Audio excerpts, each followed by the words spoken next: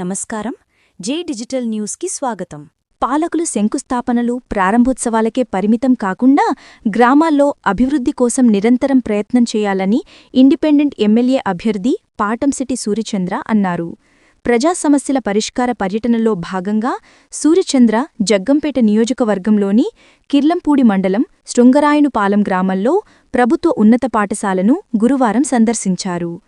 పాఠశాలలో నిరుపయోగంగా ఉన్న మరుగుదొడ్లు, ఆటస్థలం సమస్యలను పరిష్కరించాలని విద్యార్థులు సూర్యచంద్ర దృష్టికి తీసుకువచ్చారు.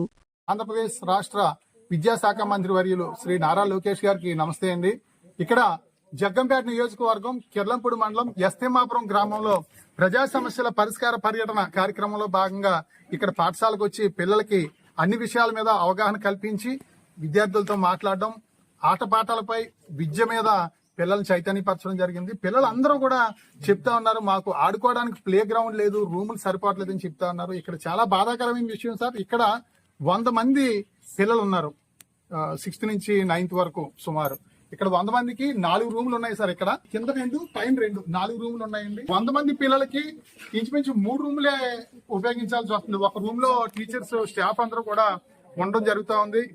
అబ్బాయిలకి 2 టాయిలెట్స్ అంతే. అమ్మాయిలు అబ్బాయిలు ఇక్కడే పక్కనే యూజ్ చేయడం కూడా ఇబ్బందికరమైన పరిస్థితి. ఆ గ్రౌండ్ స్కూల్ గ్రౌండ్ సార్. అది దయచేసి విద్యాశాఖ మంత్రి వర్యులు శ్రీ నారా లోకేష్ గారు స్పందిస్తారని చెప్పేసి ఇక్కడ మేము పిల్లలందరి సమస్య కూడా చెప్తా ఉన్నాం.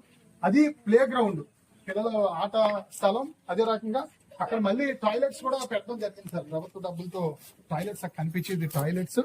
ఈ బిల్డింగ్ కూడా స్కూల్ బిల్డింగే. చాలా కాలం నుంచి అందులో దారి వెళ్ళడానికి మార్గం కూడా లేకపోవడం వల్ల చాలా నిరుపయోగంగా ఉంది. దయచేసి అధికారులు స్పందించాలి. ఒకసారి దారి ఎలా ఉంది, ఇక్కడ ఉన్న పరిస్థితి కూడా ఒకసారి చూపిస్తాం సార్. ఒకసారి రండి, ఒకసారి చూద్దాం దారి.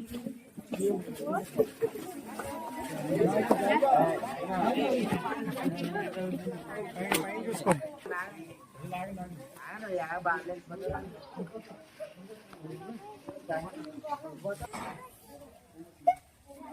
ఇది ఒక స్కూల్ బిల్డింగ్. ఆ బిల్డింగ్ లోకి వెళ్ళడానికి, ప్లే గ్రౌండ్ లోకి వెళ్ళడానికి దారి ఉంది. ఇది సార్ చూపించమ్మా, దారి ఎలా ఉందో. దారి ఇది. పిల్లలు మీరందరూ ఆగిపోండి అమ్మా, పిల్లలు ఆగిపోండి అందరూ కూడా. ఇది ప్లే గ్రౌండ్ కి వెళ్ళడానికి, అవతల బిల్డింగ్ కి వెళ్ళడానికి దారి ఉంది.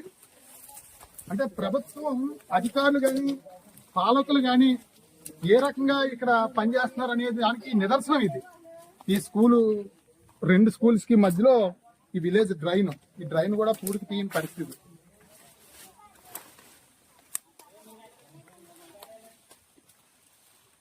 ఇది సార్ ప్లే గ్రౌండ్ పరిస్థితి.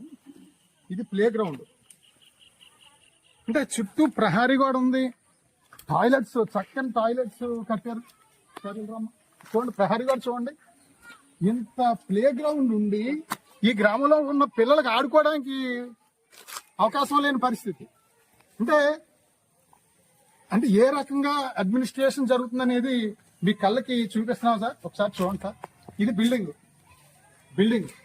ఈ బిల్డింగ్ ని ఉపయోగించవచ్చు కదా. ఒకసారి చూడండి, ఈ బిల్డింగ్ చూడండి సార్. ఇది అంత మట్టి పడేసి చిరాగ్గా అయిపోయింది. ఇది స్కూల్ బిల్డింగ్. లక్షలాది రూపాయలతో కట్టిన టాయిలెట్స్ నిరుపయోగం. అక్కడ పిల్లలు టాయిలెట్స్ లేక ఇబ్బంది పడతా ఉన్నారు. పిల్లలు కూర్చోడానికి అవకాశం లేదు. ఇక్కడ నిరుపయోగంగా ఉన్న బిల్డింగ్. ఇక్కడ చుట్టూ ప్రహారీ గోడ, ప్లే గ్రౌండ్ అద్భుతంగా ఉంది. ప్రభుత్వం వెంటనే ఇక్కడ ఈ ఎర్త్ ఫిల్లింగ్, మట్టి హైట్ చేసి, అదే రకంగా ఇక్కడ టాయిలెట్స్ మళ్ళీ రన్నింగ్ అయ్యేలా చేయడంతో పాటు ఈ బిల్డింగ్ ని మళ్ళీ తరగతి గదులకు ఉపయోగించేలాగా దారి మార్గం అన్ని ఏర్పాటు చేయాలని చెప్పేసి మేము ప్రభుత్వాన్ని విజ్ఞప్తి చేస్తా ఉన్నాం. దయచేసి తక్షణం శ్రీ నారా లోకేష్ గారు విద్యాశాఖ మంత్రి వర్యులు స్పందించి ఇక్కడ ఈ గ్రామంలో ఉన్నటువంటి పిల్లలకి మంచి సౌకర్యం ఇక్కడ ఉన్నాయి, దీన్ని మెరుగుపరిచేయాలని చెప్పేసి మేము కోరుతా ఉన్నాం.